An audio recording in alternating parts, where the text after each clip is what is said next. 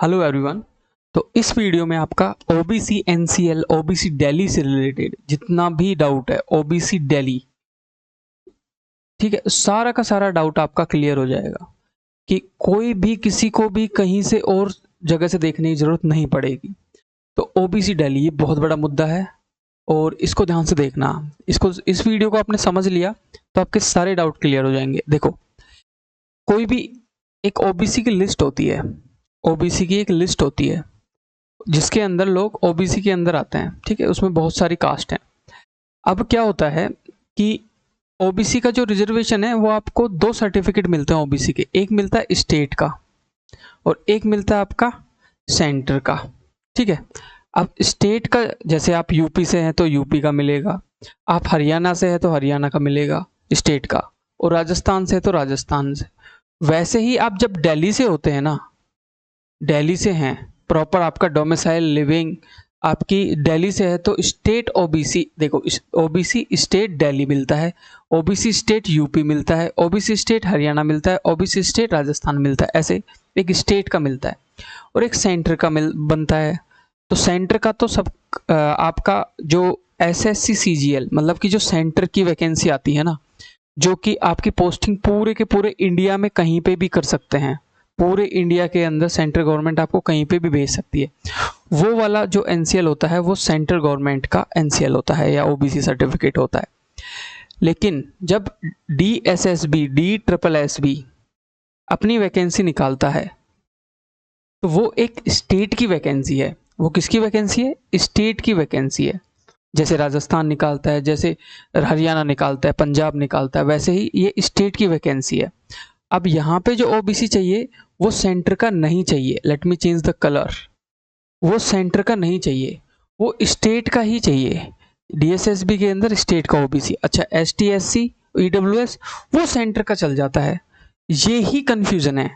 जो SC ST है ना और ईडब्ल्यूएस है वो सेंटर का चल जाता है DSSB में। DSSB में वो सेंटर का चल जाता है, लेकिन ओबीसी जो है वो नहीं चलता। ओबीसी यहाँ पे सिर्फ और सिर्फ दिल्ली में ही बना होना चाहिए। दिस इज द कैच, इसलिए लोग कंफ्यूज होते हैं। और अब दिल्ली के अंदर भी जो ओबीसी है वो अलग तरीके से बनता है। कैसे बनता है देखो ध्यान से। दिल्ली के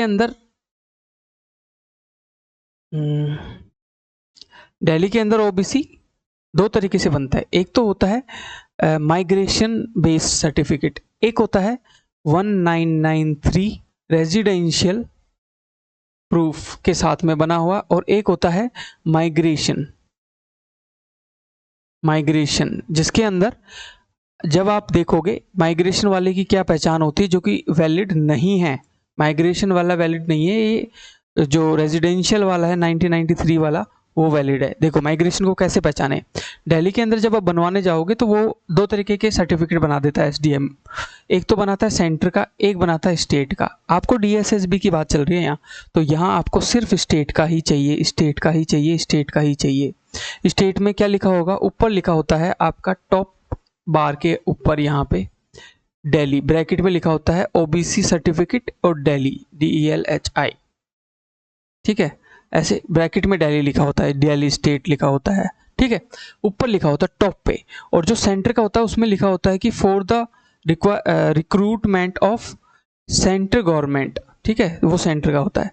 लेकिन जो डीएसएसबी में चाहिए उसकी बात कर रहा हूं मैं, उसमें दिल्ली लिखा होता है। और माइग्रेशन का अगर है तो उसकी पहचान है कि पूरे ओबीसी स्टेट वाले सर्टिफिकेट में, चलो आपका दिल्ली भी लिखा हुआ है, लेकिन ओबीसी स्टेट वाले सर्टिफिकेट में कहीं पे भी बिहाफ ऑफ आपका फादर, आपके चाचा, आपके दादा, किसी के भी बिहाफ पे बनाओ, लेकिन उसमें जो एड्रेस आना चाहिए ना, वो एड्रेस अदर देन दिल्ली का नहीं होना चाहिए। अगर वो अदर देन दिल्ली का है, अदर देन दिल्ली है, तो ये फेक है। फेक तो नहीं है, सही है, लेकिन ये आपका उस जॉब की वैकेंसी में नहीं चलेगा। इसको माइग्रेशन सर्टिफिकेट बोलते हैं, विच इज नॉट वैलिड, ठीक है। अच्छा, तो फिर ओरिजिनल क्या होता है? ओरिजिनल बता भाई हमको, समझाता हूँ। यहाँ लिखा होता है आपका ओबीसी और यहाँ लिखा होता है ब्रैकेट में दिल्ली, है ना, ऊपर लिखा होता है।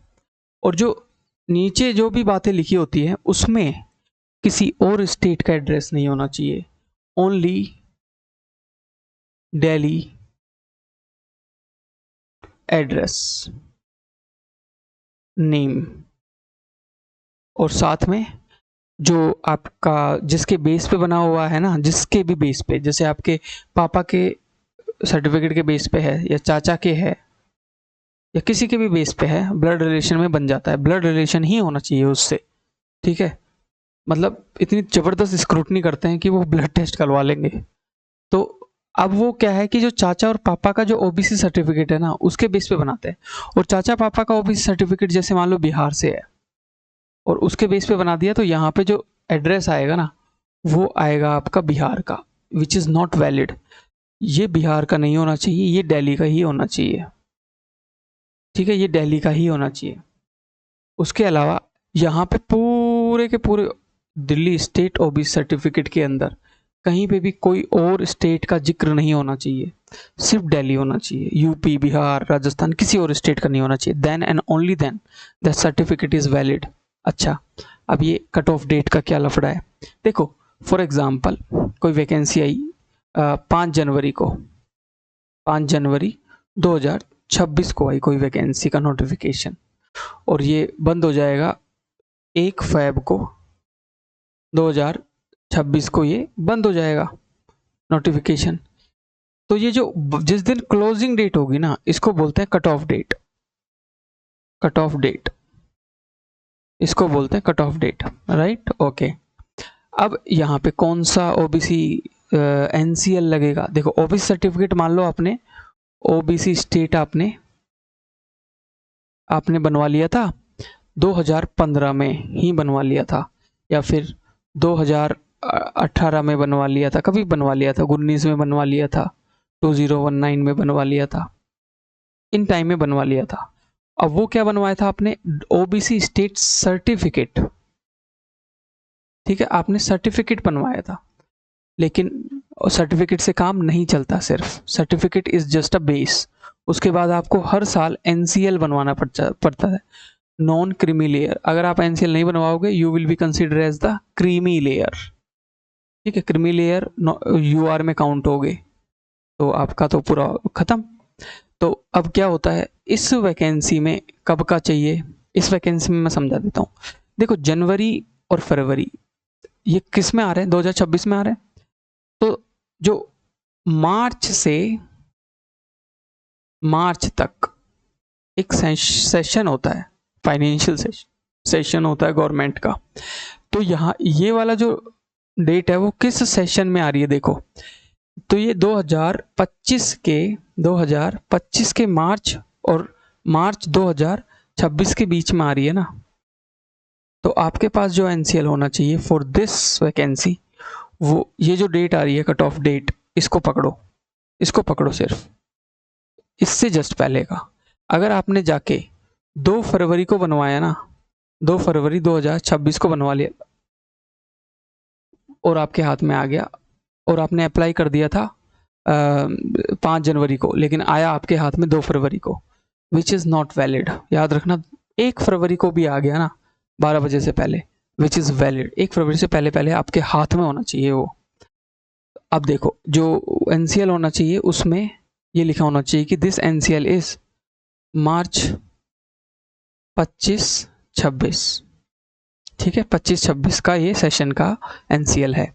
दूसरा ये बिफोर 1 फरवरी है, मतलब इसकी जो कट ऑफ डेट है वो 1 फरवरी है, इससे पहले बन गया, आपके हाथ में आ गया, जनवरी में आ गया, दिसंबर में आ गया, अक्टूबर में आ गया, नवंबर में आ गया, चाहे वो 1 मार्च 2025 के बाद कभी भी आपके हाथ में आ गया, और 1 फरवरी जिस दिन लास्ट डेट थी फॉर्म फिल करने की उससे पहले कभी भी आ गया, तो that is NCL is completely 100% valid, ठीक है।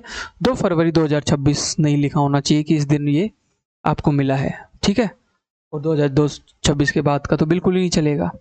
तो this is what the information you have to avoid. तो आपको समझ आ गया कि ओबीसी 2 तरीके के होते हैं, और एक होता है स्टेट ओबीसी और एक होता है सेंट्रल ओबीसी। जैसे कोई भी लड़का बिहार का है, वो भी लड़का बिहार से है, यूपी से है, हरियाणा से, किसी भी अदर स्टेट से, तो उसको 2 सर्टिफिकेट मिलते हैं एसडीएम ऑफिस से। एक मिलता है सेंटर का और एक मिलता है स्टेट का। अब वो क्या करता है कि जो डीएसएसबी की वैकेंसी आती है ना, तो वो इसको दिल्ली की मतलब कि सेंटर की वैकेंसी समझ के इसमें ये वाला फॉर्म लगा देता है ओबीसी से, और बाद में वो रिजेक्ट हो जाता है। वो उसको लगता है कि दिल्ली मतलब सेंटर, नहीं, जो दिल्ली है ना वो हाफ स्टेट है, यहाँ पे सेंटर भी है, यहाँ पे स्टेट भी है, ठीक है। तो सेंटर की जो वैकेंसी आती है उसमें जो पोस्टिंग होती है वो ऑल इंडिया में होती है, दिल्ली में भी होती हैं, कुछ डिपार्टमेंट दिल्ली में भी होते हैं, और स्टेट जो दिल्ली है उसकी पोस्टिंग सिर्फ दिल्ली में होती है, जो कि वैकेंसी सिर्फ एक ही डिपार्टमेंट निकालता है, DSSB। यहाँ पे कोई भी अदर सर्विस डिपार्टमेंट नहीं है। तो जब DSSB से वैकेंसी आती है वो स्टेट की होती है, वहाँ पे आपका सेंटर का ओबीसी नहीं चलता। तो ओबीसी स्टेट का जो बना हुआ है वो तो आपने प्रॉफिट ले लिया बिहार में, तो आप यहाँ पे यूआर में आओगे, पहली चीज़। दूसरी चीज़ कि अगर दिल्ली के अंदर आप हो और आपने ओबीसी बनवा लिया आके, अब दिल्ली के अंदर भी 2 तरीके के ओबीसी बनते हैं। कौन कौन से बनते हैं? एक बनता है दिल्ली के अंदर कोई रह रहा है, पढ़ रहा है, ज़्यादातर लोग बिहार वगैरह से दिल्ली के अंदर आके एजुकेशन लेते हैं, तो वो जाते हैं एसडीएम ऑफिस और वो बोलते हैं हमारा ओबीसी बना दो, वो बना देते हैं। वो 2 तरीके के बनाते हैं, एक बनाते हैं स्टेट का और एक बना देते हैं सेंटर का। पहले स्टेट का बड़ी मुश्किल से बनाते हैं, पहले सेंटर की बात कर लेते हैं। सेंटर का बहुत जल्दी बना के दे देते हैं, ये पकड़ो। स्टेट के लिए वो क्या बोलते हैं, बच्चे की हमारा स्टेट बनाओ, तो बोलते हैं कुछ प्रूफ लाओ, तो वो कुछ प्रूफ ला के देते हैं। जैसे उन्होंने पापा का दे दिया और पापा का ओबीसी दिया और उनका स्टेट का बन जाता है। लेकिन उसका पापा का जो ओबीसी है ना, उसके अंदर अगर दिल्ली का सर्टिफिकेट, दिल्ली का एड्रेस नहीं है, लेकिन उन्होंने बना दिया, which is also not valid. इसको बोलते हैं माइग्रेशन ओबीसी सर्टिफिकेट, ठीक है। सेंटर का तो काम आएगा ही नहीं, सेंटर का सेंटर गवर्नमेंट वाली वैकेंसीज में काम आएगा, डीएसएसबी में, DSSB में सेंटर का काम नहीं है, ठीक है। और डोमिसाइल जो बनता है उसका कोई यूज है नहीं, DSSB की वैकेंसी में लोग डोमिसाइल बनवाते हैं। DSSB डॉक्यूमेंट वेरिफिकेशन में डोमिसाइल चेक ही नहीं करता, ठीक है। तो ये आपको क्लियर हो गया होगा कि ओबीसी दिल्ली किस तरीके से काम करता है, किस बेस पे बनता है, कौन सा वैलिड है कौन सा नहीं है। तो इस वीडियो को जिसको नॉलेज नहीं है उसको सेंड कर देना और उसको बता देना कि आप ओबीसी में नहीं आते, क्यों नहीं आते, इसलिए नहीं आते। अच्छा, कैसे बनेगा?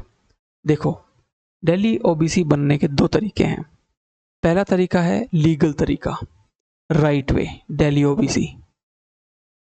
दिल्ली ओबीसी बनने के 2 तरीके हैं, पहला है राइट वे, दूसरा है रॉन्ग वे। पहले राइट वे समझो। राइट वे कि आपके दादा चाचा ब्लड रिलेशन में कोई भी दिल्ली में रहे हो 1993 से पहले और उसका प्रूफ हो, बिल्कुल पुख्ता प्रूफ हो, उसके बेस पे आपको OBC Delhi, state Delhi with Delhi address, क्योंकि जहां वो रहे हैं ना एड्रेस पे, उस एड्रेस को उस ओबीसी सर्टिफिकेट में डाला जाएगा, तभी वो ओबीसी सर्टिफिकेट मान्य होगा। नहीं तो आपके पापा के ओबीसी सर्टिफिकेट के बेस पे बना देंगे, लेकिन लिख देंगे behalf of Bihar, behalf of UP, behalf of Haryana, behalf of Rajasthan. और दूसरा है रॉन्ग वे। रॉन्ग वे क्या है कि आप पैसे दो किसी भी दलाल को और आप बनवा लो ओबीसी, एनसीएल भी बना देते हैं, ओबीसी दिल्ली भी बना देते हैं, ठीक है। आपने दे दिए मान लो एनसीएल के लिए 1 लाख रुपए, अब 1 लाख रुपए आपके बर्बाद हैं, क्योंकि इतनी तकड़ी स्क्रूटनी होती है after the joining also OBC की, कि ये जो रॉन्ग वे है ना, इसको कंप्लीटली एलिमिनेट कर दिया है। आप कोई भी वैकेंसी उठा के देख लेना, आपको दलाल भी लूटेंगे, आपको अंदर से सिस्टम भी लूटेगा, और लास्ट में आपके हाथ में लगेगा तंबूरा, कुछ नहीं लगेगा। So please please please only choose the right way, legal way and the complete 100% loyal way. OBC Delhi is the most sensitive point in Delhi. किसी भी तहसीलदार, किसी भी एसडीएम के पास जाके पूछना कि कितने केसेस आते हैं। So please share this video, subscribe this channel. You will get each and every information about DSSB and the vacancy and the notification of DSSB. Please do subscribe. Please share. जिसको नहीं पता उसको पता चल जाएगा कि ये ओबीसी दिल्ली काम कैसे करता है। अगली जो वीडियो है वो मैं बनाऊंगा कि अगर किसी का एनसीएल नहीं है तो एनसीएल कैसे बनवाएं। एनसीएल नहीं था मेरे पास, मान लो जब का चाहिए, तो एनसीएल के सॉल्यूशन, एनसीएल का सॉल्यूशन क्या है अगली वीडियो। तो प्लीज डू सब्सक्राइब।